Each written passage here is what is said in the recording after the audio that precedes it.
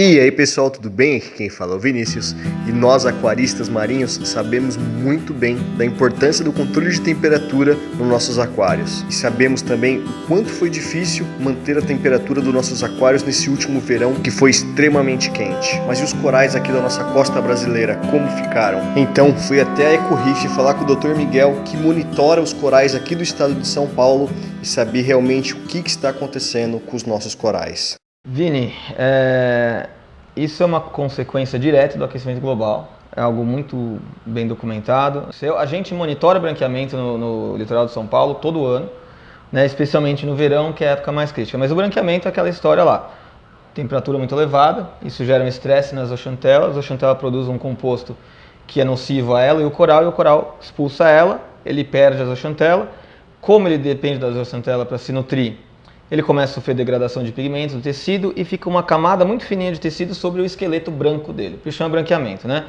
E quando ele está tão avançado no branqueamento, quando ele está branco mesmo, ele está muito próximo de morrer. E o que aconteceu nesse ano, que foi especial, e a gente documentou certinho na hora que a gente estava lá, é que tem a alta subtropical, que é um centro de pressão que bloqueou a entrada de frente fria no sudeste de São Paulo. Então concentrou muito calor no sudeste de São Paulo e gerou a maior onda de calor no oceano desde pelo menos 1985. Não se sabe, talvez mais tempo ainda, que não se tem dado mais antigo do que 1985. Né? E quem foi para o litoral, especialmente o litoral norte de São Paulo, Ubatuba, São Sebastião, outros lugares também mais ao sul, Alcatraz, essas coisas, e conhece a Mucismilia hispida, que é o único coral construtor que tem mais nessa região, que é um cérebro, eles branquearam muito.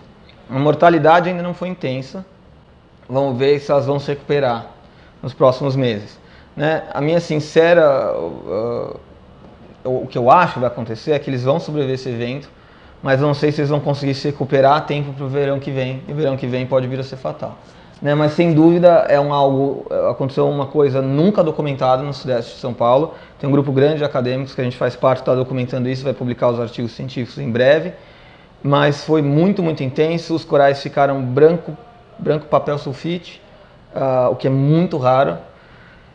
E é uma pena, é uma cena triste para quem vê isso daí, porque você está acostumado a ver os corais com tom de amarelo, amarronzado, né, as mucismilhas, e agora a gente vê os corais completamente brancos, vê um ou outro mortos, vê alguns com doença, né? Tem algumas doenças bem marcantes, a Black Band, que forma uma faixa preta, a da praga branca.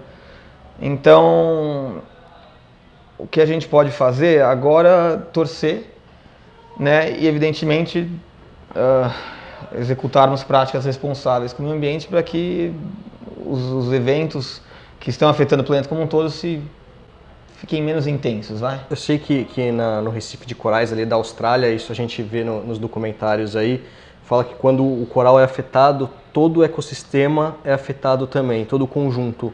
Isso acontece também na nossa costa? Então, em parte dela sim. Por que é muito ruim perder o coral? Porque o coral ele constrói aquela estrutura de carbonato de cálcio, vários corais, né, constroem uma estrutura enorme, que é o Recife. E aquilo gera muitos hábitats diferentes, micro-hábitats, partição de hábitats, que faz com que tenha uma diversidade muito grande aproveitando esses hábitats. Então, se os corais morrem, eles não servem mais como esse tipo de substrato, esses hábitats são perdidos e você perde diversidade. Né? Então, você perde coral, você não vai perder só o coral, você vai perder toda a fauna que está associada ali.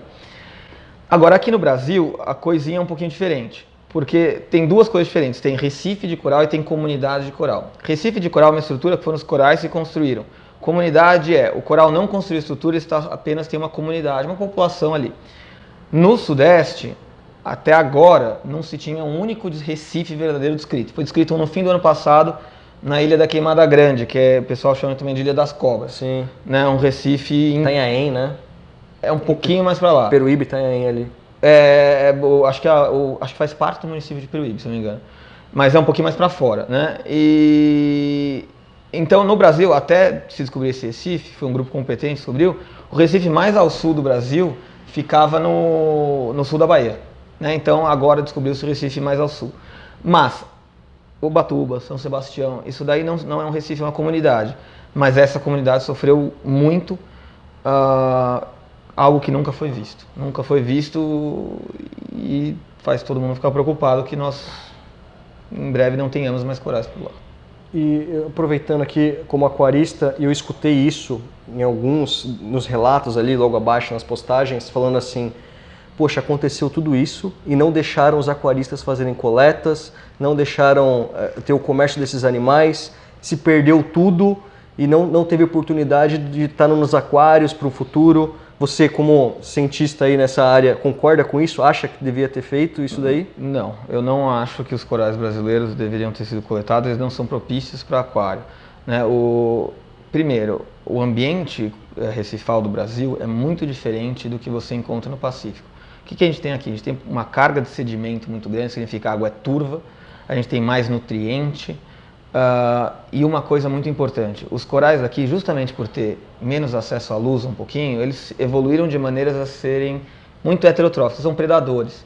Eles precisam comer muito, uma quantidade de comida que a gente não vai conseguir suprir direito no aquário. Então, em 99% dos casos que eu vi de pessoas que pegaram corais brasileiros, como a Mucismilia, levaram para o aquário, morreu. Perderam. Né? Então, não recomendo, acho que o modelo de aquarismo marinho que se segue hoje é uma coisa muito mais similar ao ambiente do Pacífico e não o que temos aqui.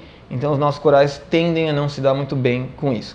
Número 1. Número 2, se a coleta fosse plenamente permitida, a gente provavelmente ia sofrer com redução do estoque e o bicho ficar ameaçado de extinção. Porque a gente viu isso acontecer com o grama, viu isso acontecer com o Neogobe amarelo, com o cavalo marinho. Então assim, o Brasil ainda não sabe explorar recursos de uma maneira responsável. Então ele abre as portas, todo mundo pega tudo e vai para o brejo. Então eu fico muito feliz que os recifes de corais do Brasil estejam razoavelmente bem preservados disso. E o fato de eles serem difíceis de manter, acho que faz com que os aquaristas fujam um pouco deles. Também o que eu acho bom. E ainda mais, tirar coral vivo do Brasil, de águas brasileiras, é crime ambiental bem grave. Então isso afasta um pouco o pessoal. Eu acho que isso é o que está ajudando a gente ter um cenário um pouquinho mais favorável aqui no Brasil. Então, não acho que se deve coletar de maneira alguma esses corais. Mas, infelizmente, outro dia alguém mandou um vídeo de uma pessoa que coletou uma colônia desse tamanho, devia ser algo em torno de 100 anos de vida, né, um pecado.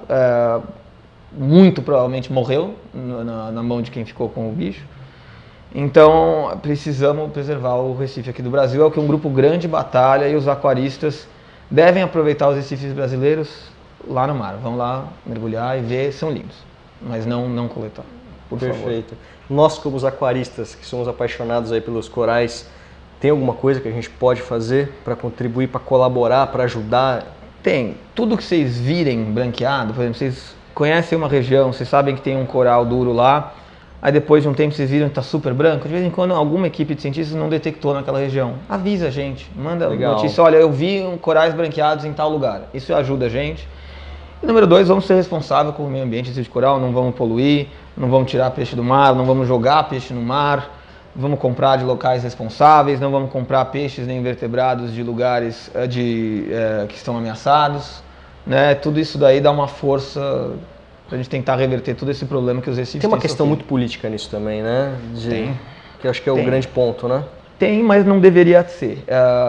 Eu não vou entrar no mérito político, mas como é que funcionam as coisas normalmente? A academia, a ciência, faz testes rigorosíssimos, pelo menos os competentes, fazem testes rigorosíssimos e eles dão essas respostas e resultados para a classe política. Base nesses resultados, nesses fatos, eles tomam as decisões deles. O que não pode é a classe política querer fazer ciência sem treinamento e querer falar coisa que não deve, né? Mas é fato que os recifes estão em declínio, é fato que a gente até 2050 não deve ter a grande barreira mais por aí, a não ser que a gente mude drasticamente o caminho que o planeta está seguindo. Então, mas a gente não para de tentar, né? Tem um grupo grande de acadêmicos no Brasil e fora batalhando para preservar os recifes. Então, força, torcida e consciência. E que as pessoas saibam disso, né? Porque acho que a missão desse vídeo é passar isso daí também pro pessoal. O Miguel vai disponibilizar aí as imagens, vai disponibilizar informações, gráficos, pra gente colocar nesse vídeo aí e pro pessoal saber e avisar também, né? Que repasse essa informação para que as pessoas saibam que a situação existe, tá no nosso quintal e a gente não enxerga. é o que eu sempre falo, vamos olhar mais para o Recife na natureza. A gente olha demais ele na nossa casa. Tem que lembrar que ele existe lá fora também. Perfeito. Obrigado, Miguel, mais uma vez. Valeu.